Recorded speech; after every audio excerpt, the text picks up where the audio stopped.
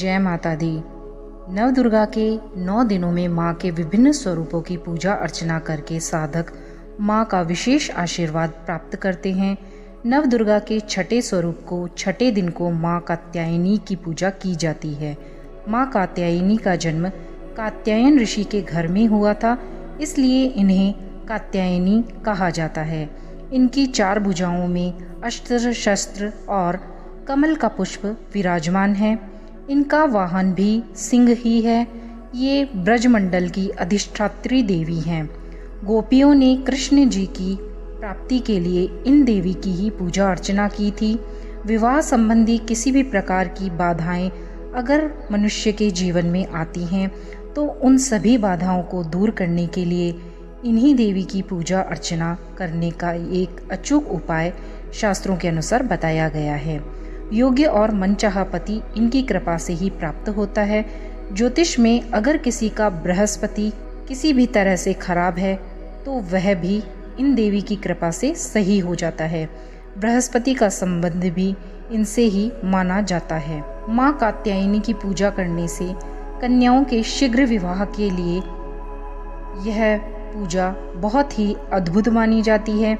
मन चाहे विवाह और प्रेम विवाह के लिए भी इनकी उपासना भक्त अपनी श्रद्धा अनुसार करते हैं। वैवाहिक जीवन के लिए भी इनकी पूजा बहुत ही फलदायी होती है।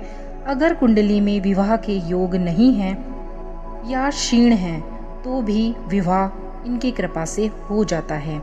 इन देवी का संबंध महिलाओं के विवाह से संबंध होने के कारण इन देवी का संबंध बृहस्पति देव से भी है, तो कहीं ना कहीं शुक्र ग्रह से भी इन देवी का संबंध है। तो कात्यायनी देवी का पूजन अर्चन उनकी वंदना करने से शुक्र और बृहस्पति के कुपित प्रभावों से भी मनुष्य के जीवन में, साधक के जीवन में सभी प्रकार के ये दोष समाप्त हो जाते हैं और माँ का असीम आशीर्वाद प्राप्त होकर जीवन सुगम बनता है। अब जान लेते हैं माँ कात्यायनी की पूजा किस प्रकार से करनी चाहिए। सामान्य रूप से गोधूली वेला के समय पीले या लाल वस्त्र धारण करके माँ भगवती कात्यायनी की पूजा अर्चना करनी चाहिए।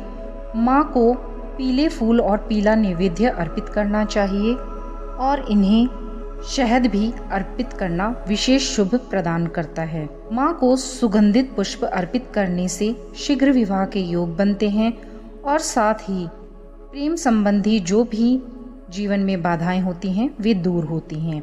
इसके बाद माँ के समक्ष उनके मंत्रों का जाप करना चाहिए और 3 गांठ हल्दी की भी माँ को अवश्य ही चढ़ाना सबसे श्रेष्ठ माना जाता है। फिर माँ के समक्ष देसी गाय के घी का दीपक प्रज्वलित करना चाहिए और उनके मंत्रों का जाप करते हुए कथा का श्रवण कर आरती गानी चाहिए।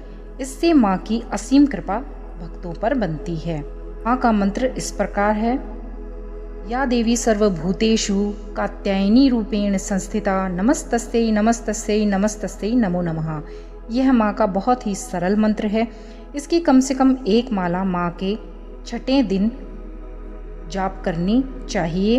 इसके अलावा भी एक मंत्र है, उसका भी जाप साधकों को करने से कात्यायनी देवी का आशीर्वाद प्राप्त होता है, जो कि इस प्रकार है: कात्यायनी महामाये महायोगिन्यधीश्वरी नंद गोपसुतम देवी पति में कुरुते नमः।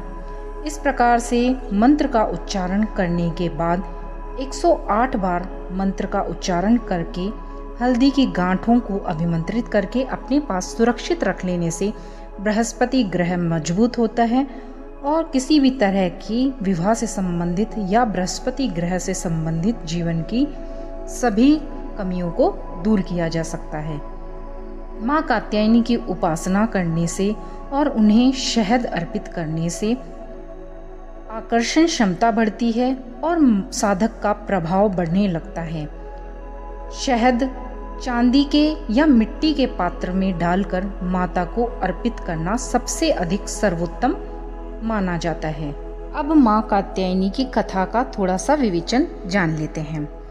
दुर्गा देवी के छठे रूप को माँ कात्यायनी के नाम से जाना जाता है, पूजा जाता है। महर्षि कात्यायन की कठिन तपस्या से प्रसन्न होकर उनकी इच्छानुसार उन्हें उनके ही घर में पुत्री के रूप में पैदा होने का माँ ने आशीर्वाद दिया था और माँ उनकी पुत्री के रूप में उनके घर उत्पत्ति प्राप्त की थी और माँ ने महर्षि कात्यायन के घर पुत्री के रूप में जन्म लिया था। महर्षि कात्यायन ने इनका लालन पोषण किया तथा महर्षि कात्यायन की पुत्री और इन्हीं के द्वारा सर्वप्रथम पूजे जाने के कारण देवी दुर्गा को महर्षि कात्यायन के नाम पर ही देवी दुर्गा को कात्यायनी नाम से पुकारा गया। देवी कात्यायनी अमोघ फलदायिनी है। इनकी पूजा अर्चना करने से सभी संकटों का नाश होता है और माँ अति शीघ्र प्रसन्न होकर सभी प्रकार के जीवन में सुख प्रदान करती हैं, सभी संकटों को दूर करती हैं। माँ कात्यायनी दानवों तथा पापियों का नाश करने वाली देवी हैं। देवी कात्यायनी जी के पूजन से भक्त के भीतर शक्ति का संचार होता है। माँ के छठे दिन साधक का मन आज्ञा चक्र में कुंडलिनी में स्थित होता है। योग साधना में आज्ञा चक्र का बहुत ही अधिक महत्वपूर्ण स्थान है। साधक का मन आज्ञा चक्र में स्थित होने पर उन्हें सहज भाव से माँ कात्यायनी के दर्शन प्राप्त हो सकते हैं। साधक इस लोक में रहते हुए भी अलौकिक तेज से युक्त रहता है। इस प्रकार से माँ सभी के मनोवांछित फलों को पूर्ण करती हैं। यदि किसी के घर में या परिवार में या स्वयं या परिचित कोई भी बहुत लंबे समय तक बीमार है और किसी भी प्रकार से उसकी बीमारी को डॉक्टर पकड़ नहीं पा रहे हैं, तो माँ कात्यायनी की पूजा वाले दिन मतलब नवरात्रि के छठे दिन एक चौकी पर लाल कपड़ा बिछा दें, श्री दुर्गा जी के यंत्र को स्थापित करें। सफ़ेद कपड़े में 7 कौड़ियाँ, 7 गोमती चक्र, 7 नाग केसर के जोड़े, 7 मुट्ठी चावल बांधकर यंत्र के सामने रख दें। अब धूप, दीप, नैवेद्य, पुष्प और अक्षत अर्पित करने के बाद एक माला ओम ऐं ह्रीं क्लीं चामुंडाय विचे ओम कात्यायनी देव्ये नमः इस मंत्र का जाप करें। एक माला शुक्र के बीज मंत्र की और एक माला शनि मंगलकारी गायत्री मंत्र की भी जाप करें। ऐसा करने से और 43 दिन तक नियमित इस पाठ को करने से माना जाता है कि कैसी भी बीमारी हो, दुर्लभ से दुर्लभ बीमारी ही क्यों ना हो, उससे भी छुटकारा मिल जाता है और माँ कात्यायनी निरोगी काया प्रदान करती हैं। यदि हमेशा भय बना रहता है और ग्रहों ने पीड़ा पहुंचा रखी है, तो भी माँ कात्यायनी सभी इन परेशानियों से साधक को मुक्त करती हैं। जिस साधक की कुंडली में शुक्र ग्रह प्रतिकूल प्रभाव दे रहा हो, तो उसे भी माँ कात्यायनी के मंत्रों का जाप करने से शुक्र ग्रह के प्रतिकूल ग्रहों का प्रभाव समाप्त होता है, उनसे निवारण करके जीवन सुखमय बनता है। कात्यायनी माँ के मंत्रों का जाप लाल चंदन की माला पर अगर किया जाता है तो माँ अति शीघ्र प्रसन्न होती हैं। तो जब भी माँ कात्यायनी के मंत्रों का जाप कर लें, उसके बाद में हाथ में जल लेकर बोलें, माता मैंने जो जप किया है या आपके मंत्रों का उच्चारण किया है वह मैं आपको अर्पित करता हूँ या करती हूँ। ऐसा कहकर जल माता के सामने छोड़ दें।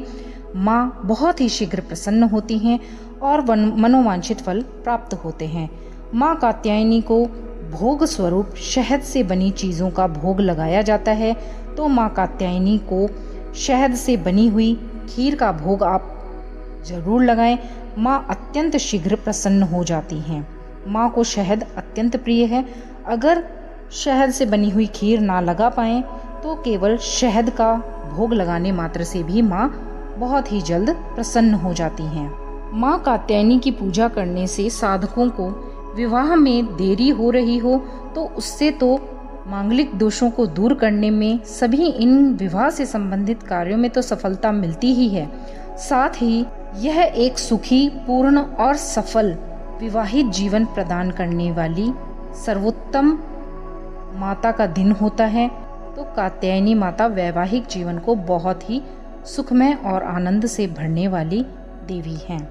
माँ कात्यायनी की सवारी सिंह है और माँ कात्यायनी पार्वती का ही दूसरा नाम है।